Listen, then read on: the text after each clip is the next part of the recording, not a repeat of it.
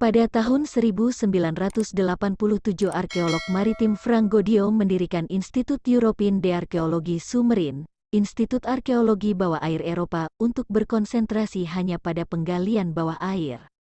Mereka telah menemukan beberapa bangkai kapal penting termasuk San Diego yang ditemukan di perairan Filipina dan kapal andalan Napoleon Bonaparte selama kampanyenya di Mesir Timur.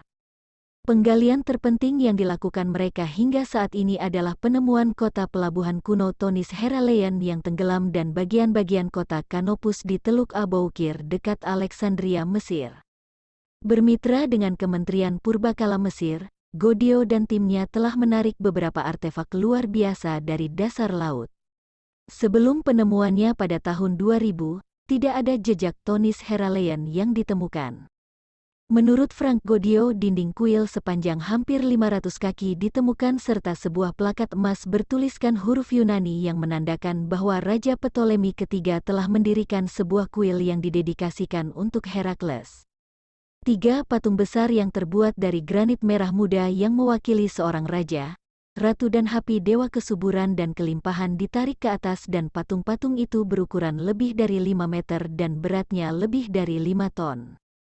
Prasasti yang juga terbuat dari granit merah muda ditemukan dengan tulisan Yunani dan Mesir. Hal itu membuktikan gagasan bahwa kedua negara memiliki kesamaan ideologi serta hubungan perdagangan.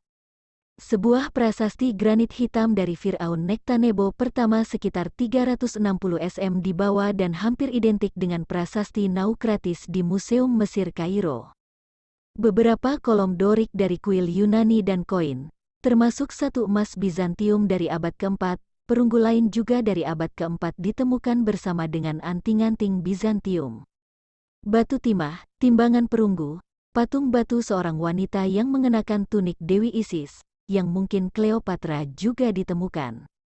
Selain itu, ratusan patung kecil dewa dan Fir'aun, jimat, pecahan tembikar, dan kapal kecil ditemukan di dasar laut.